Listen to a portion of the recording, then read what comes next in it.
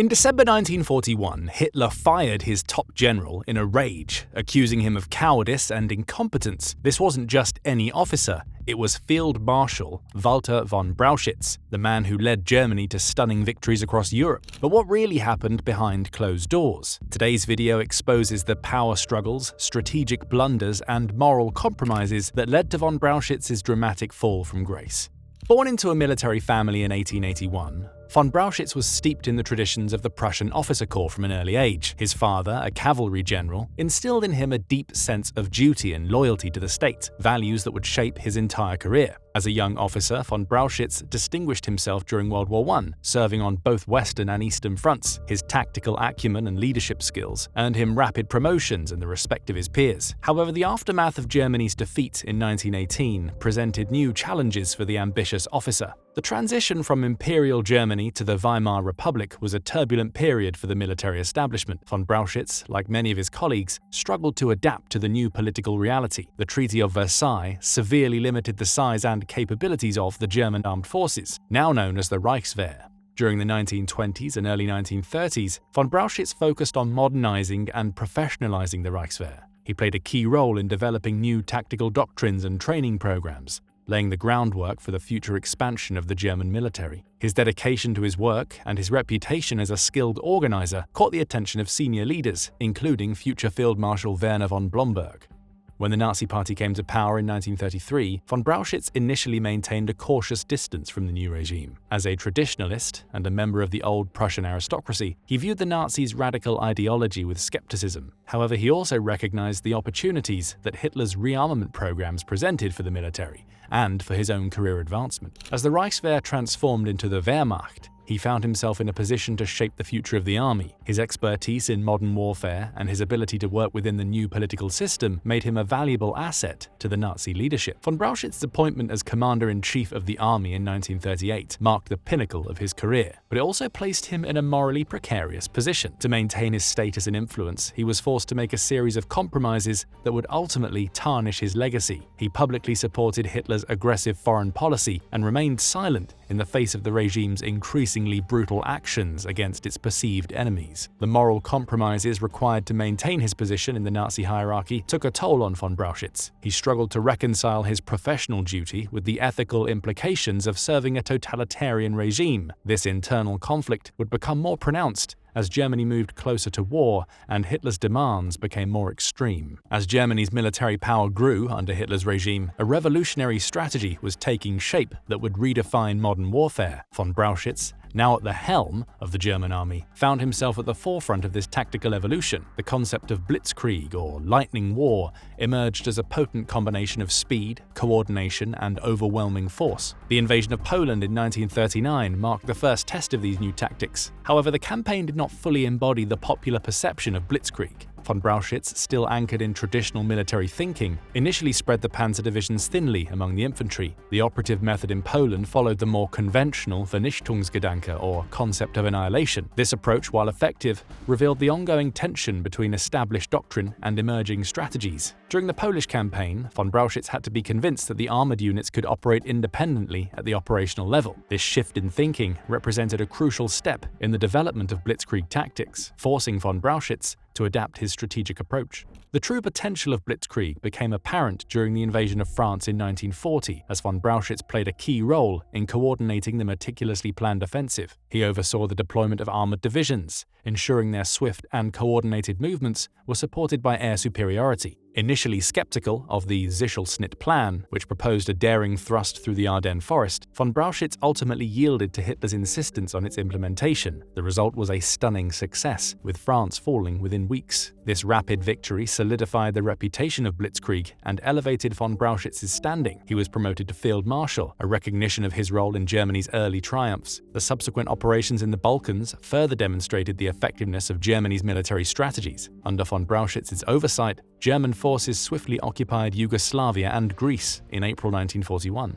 Despite these successes, cracks were beginning to appear in the relationship between von Brauchitsch and Hitler. One major issue came up during the planning of Operation Barbarossa, the invasion of the Soviet Union. Von Brauchitsch argued for a more cautious approach, emphasizing the logistical challenges posed by Russia's large size and tough terrain. Hitler, however, insisted on a rapid all-out assault. The disagreement highlighted the growing gap between professional military judgment and Hitler's increasingly erratic decision-making. The Field Marshal's inability to assert his authority against Hitler's will would prove costly. As the war progressed, particularly during Operation Barbarossa, the weaknesses of Blitzkrieg became increasingly apparent. On June 22, 1941, the largest military operation in history began. Over 3 million Axis troops surged across a front stretching from the Baltic Sea to the Black Sea, initiating Operation Barbarossa. The German war machine seemed unstoppable as it advanced into Soviet territory, validating the effectiveness of Blitzkrieg tactics on an enormous scale. However, the immense size of the Soviet Union created logistical challenges that were difficult to overcome. As German forces pushed deeper into enemy land, supply lines stretched to breaking point. Fuel shortages became common,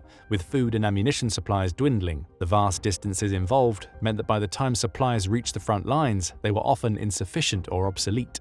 As autumn turned to winter, the situation worsened. German troops, ill-equipped for the brutal Russian winter, found themselves bogged down in mud and snow. Many soldiers lacked proper winter clothing, resulting in widespread frostbite and hypothermia. Vehicles and weapons malfunctioned in the extreme cold, further hampering the German advance. Von Brauchitsch faced mounting pressure from all sides. Hitler's increasing interference in military decision-making complicated matters, creating a chaotic command structure. The Führer's insistence on micromanaging tactical decisions undermined von Brauchitz's authority, becoming a significant source of tension. In November 1941, as the German advance stalled outside Moscow, von Brauchitz's health deteriorated under the immense stress, but he continued his work as he was determined to take Moscow before the start of winter. However, during a crucial strategy meeting, he visibly struggled to maintain his composure. His hands shook as he pointed to the maps, and he frequently paused to catch his breath. Shortly after, von Brauchitsch suffered a heart attack, a physical manifestation of the tremendous pressure he was under. He was told that he had a malignant heart condition, which was likely incurable. This health crisis coincided with the Wehrmacht's failure to capture Moscow, a devastating blow to German morale and strategy. Hitler, furious at the setback, began looking for scapegoats. Despite many strategic miscalculations being due to Hitler's own unrealistic expectations, he turned his eye on his military leadership, particularly von Brauchitsch. In December 1941, the German offensive halted and Soviet counterattacks threatened to push back the invaders. Hitler made a decisive move. Von Brauchitsch was dismissed from his position as commander-in-chief of the German army and placed in the officers' reserve. He never saw Hitler again. This dismissal represented a fundamental shift in the German command structure, with Hitler assuming direct control of military operations, a decision that would have far-reaching consequences for the course of the war.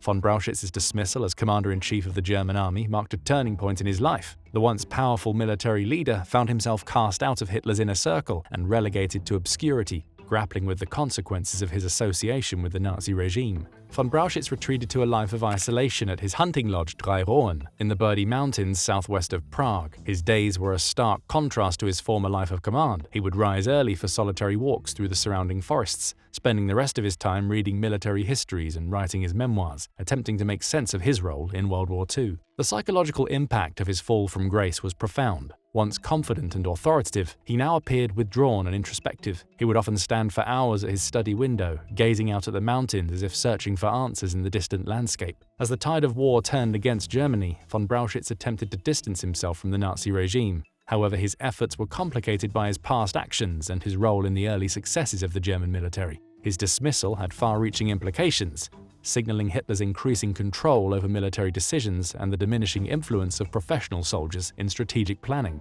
In August 1945, British forces arrested von Brauchitsch.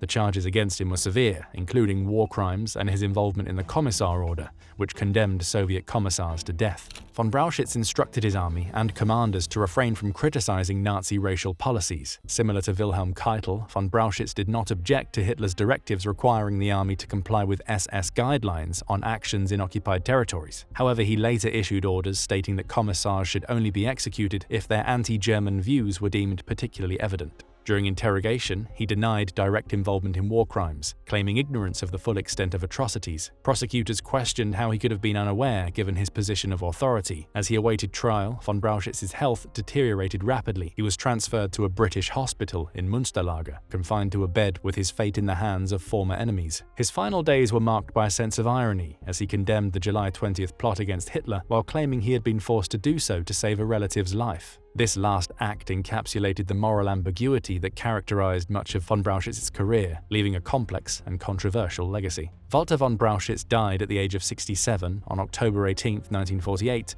due to bronchial pneumonia in a British-run military hospital in Hamburg, before he could be tried for conspiracy and crimes against humanity. Well, that's it. Thanks for watching. We hope you found this video informative, and if you enjoyed learning about today's topic, make sure to check out our other videos about German generals.